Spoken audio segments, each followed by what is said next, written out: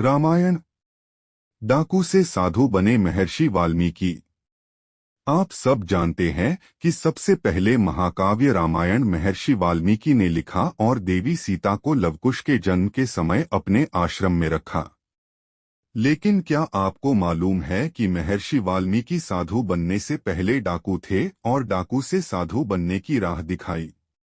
यह सब हम आपको बताने वाले हैं इस रामायण की कहानी में।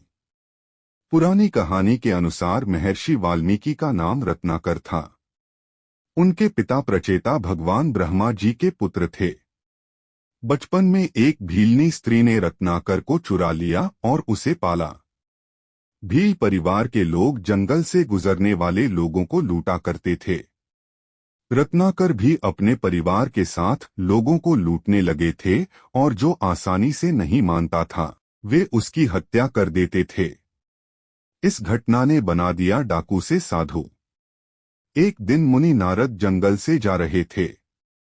डाकू रत्नाकर ने उन्हें बंदी बना लिया और लूटने की कोशिश की। नारद जी ने उनसे बहुत प्यार से पूछा कि तुम ये लूटपाट क्यों करते हो? रत्नाकर ने उत्तर दिया कि मैं अपने परिवार को पालने के लिए यह सब करता हूँ।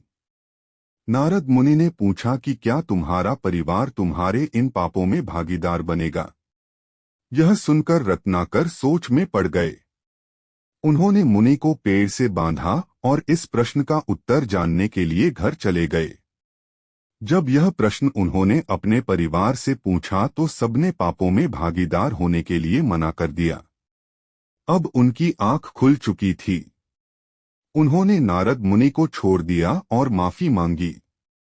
नारद मुनि ने उन्हें राम नाम जपने के लिए समझाया।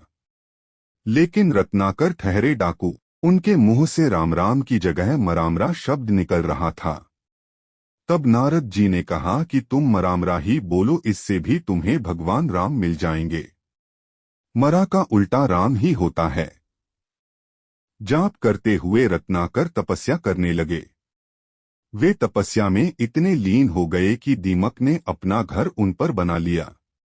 ब्रह्मा जी उनकी तपस्या से खुश हुए और दर्शन दिए। ब्रह्मा जी ने रत्नाकर के शरीर पर बांबी देखकर उनका नाम वाल्मीकि रखा।